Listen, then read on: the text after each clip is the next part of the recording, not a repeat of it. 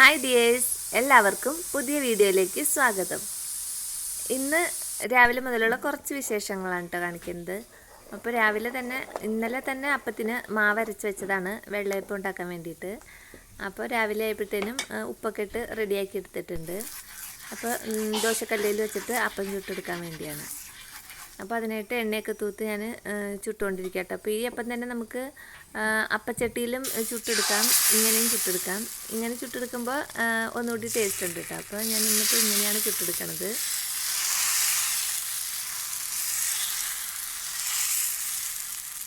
അപ്പോൾ ഈ വെള്ളയപ്പത്തിന് കടലക്കറി ഉണ്ടാക്കാൻ വേണ്ടിയിട്ട് കേട്ടോ. അപ്പോൾ കടല ആണ് കുക്കറിൽ വേവിക്കാൻ വെച്ചിട്ടുണ്ടായത്. അപ്പോൾ കടല വേവായിട്ട് ഇരിപ്പുണ്ട്.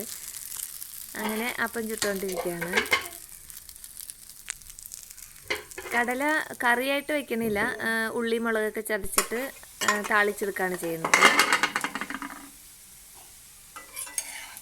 ഈ അപ്പം ഇങ്ങനെ ചൂടോടെ കഴിക്കാൻ നല്ല ടേസ്റ്റ് ഉണ്ട് കേട്ടോ.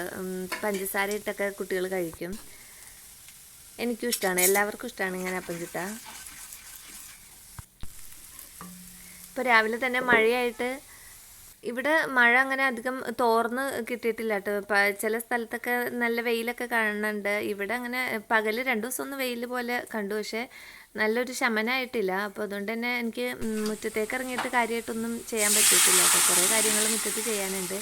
പിന്നെ ആണെങ്കിൽ ചുറ്റോട് ചുറ്റിനും ഇങ്ങനെ മരങ്ങൾ നിൽക്കണോണ്ട് തന്നെ നിറച്ച് കരിയിലുണ്ട്. മുറ്റം മഴയാണെങ്കിൽ അടിക്കാതെയും പറ്റില്ല. മുറ്റത്ത് മെറ്റിൽ കിടക്കണോണ്ട് മുറ്റം അടിക്കാനും നല്ല പാടാണ്. പിന്നെ പേരയ്ക്കൊക്കെ ഉണ്ട്, അപ്പോൾ അതൊക്കെ ഇങ്ങനെ പഴുത്ത് ചാടി അതും ചാടും.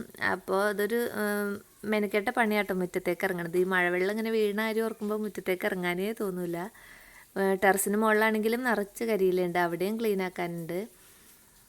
അപ്പോൾ ഈ മഴയ്ക്ക് ഒരു ശമനം കിട്ടിയിട്ടാണ് ഇതൊക്കെ ക്ലീനാക്കി കുമ്മായിടാനെന്ന് വിചാരിച്ചിട്ടൊന്നും നടക്കണില്ല കേട്ടോ. അപ്പോൾ എന്തായാലും മുറ്റടിക്കാണ്ട് പറ്റില്ല. അപ്പോൾ പിന്നെ ബ്രേക്ക്ഫാസ്റ്റൊക്കെ കഴിഞ്ഞിട്ട് ഇനി മുറ്റത്ത് കുറച്ച് ജോലിയുണ്ട് കാര്യമായിട്ട് തന്നെ. അപ്പോൾ അതൊക്കെ ഇങ്ങനെ ഓർത്തിട്ട് ഞാൻ അപ്പം ചുട്ടുകൊണ്ടിരിക്കണേ കേട്ടോ. അപ്പോൾ പിന്നെ അപ്പമൊക്കെ റെഡിയായി, കുട്ടികളൊക്കെ കഴിച്ചിട്ടുണ്ട്. ഞാനും ബ്രേക്ക്ഫാസ്റ്റൊക്കെ കഴിക്കുകയാണ്.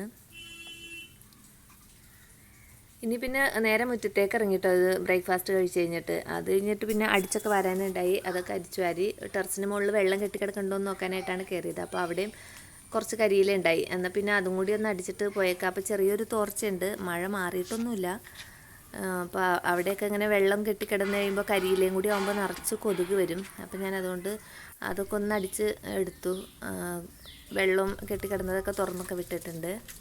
പിന്നെ പുറത്ത് താഴെ ഇറങ്ങി വന്നിട്ട് താഴെയും അടിച്ചു വരാനുണ്ടായി.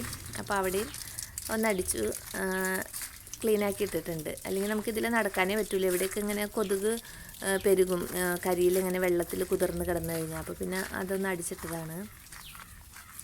പിന്നെ ഇത് ചെയ്തുകൊണ്ടിരിക്കുമ്പോൾ ഞാൻ ഇങ്ങനെ ഒരു ജോലിക്ക് ഇറങ്ങിക്കഴിഞ്ഞാൽ എനിക്ക് വേറെ ജോലികളായിട്ട് ഇങ്ങനെ വരും കേട്ടോ. അപ്പോൾ ഞാനൊരു ചാക്കെടുത്തിട്ട് ഒരു കാച്ചിലിൻ്റെ നടാനിരിപ്പുണ്ടായി. അപ്പോൾ ഞാൻ ആ കാച്ചിലും നട്ടു വെച്ചതാണ്. പിന്നെ അതൊക്കെ കഴിഞ്ഞിട്ട് പിന്നെ അകത്തേക്ക് കയറി പോന്നു കേട്ടോ. അപ്പോൾ ഉച്ചയ്ക്ക് കറി വയ്ക്കാനായിട്ട് മീൻ വാങ്ങി വെച്ചിട്ടുണ്ട്. ഇനി അത് ക്ലീനാക്കി കറി വയ്ക്കണം. അപ്പോൾ അയല കേട്ടോ. അപ്പോൾ പിന്നെ ഇനി അത് ക്ലീനാക്കാനായിട്ട് പോയി.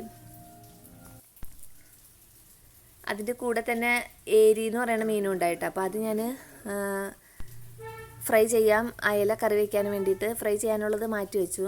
അപ്പോൾ ഞാൻ ഉച്ചയ്ക്ക് ഇപ്പോൾ അത് ഫ്രൈ ചെയ്യണില്ല, അത് മൊത്തം ഫ്രൈ ചെയ്യാനായിട്ട് ഞാൻ മാറ്റി വെച്ചേക്കണം. അപ്പോൾ ഇന്നും നാളെയൊക്കെ ആയിട്ട് അത് എടുക്കാം. വേറെ നമുക്കൊരു തോരനും മോരുകറിയൊക്കെ ഉണ്ട്. അപ്പോൾ ഉച്ചയ്ക്ക് പപ്പടവും ഇതൊക്കെ മതിയെന്ന് വിചാരിച്ചു. രാത്രിയാകുമ്പോൾ കുറച്ചെടുത്ത് ഫ്രൈ ചെയ്യാം. പിന്നെ ബാക്കി നാളെ എടുക്കാൻ വേണ്ടിയിട്ട് ഞാനത് മസാല വെച്ചത് മാറ്റി വെച്ചിട്ടുണ്ട്.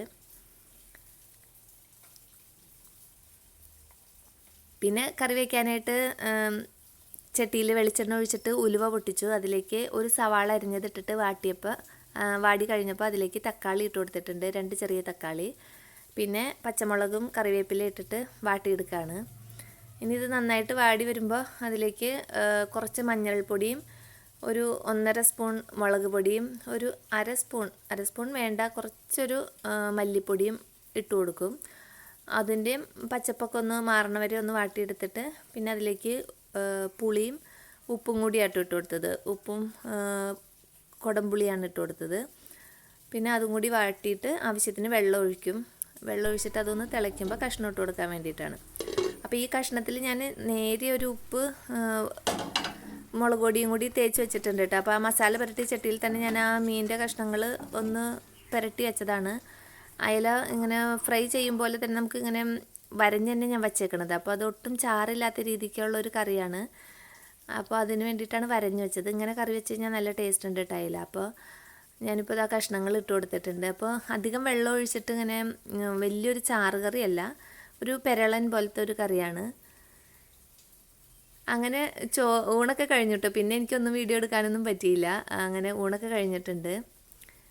ഇതിപ്പോൾ വൈകുന്നേരം കേട്ടോ. വൈകുന്നേരം അപ്പോൾ ഞാൻ ചായ ഉണ്ടാക്കിയിട്ടുണ്ട്. അപ്പോൾ കുട്ടികളപ്പുറത്ത് പപ്സ് വാങ്ങിയിട്ട് വന്നപ്പോൾ അവർ തന്നെ അതെടുത്ത് പാത്രത്തിൽ വെക്കണതൊക്കെ അവർ തന്നെ പിടിച്ച് വെച്ചതാട്ടോ. അപ്പോൾ പിന്നെ ചായ ഞാൻ ഇപ്പുറത്ത് റെഡിയാക്കിയിട്ടുണ്ടായി. അങ്ങനെ ചായ കൂടിയൊക്കെ കഴിഞ്ഞിട്ടുണ്ട്.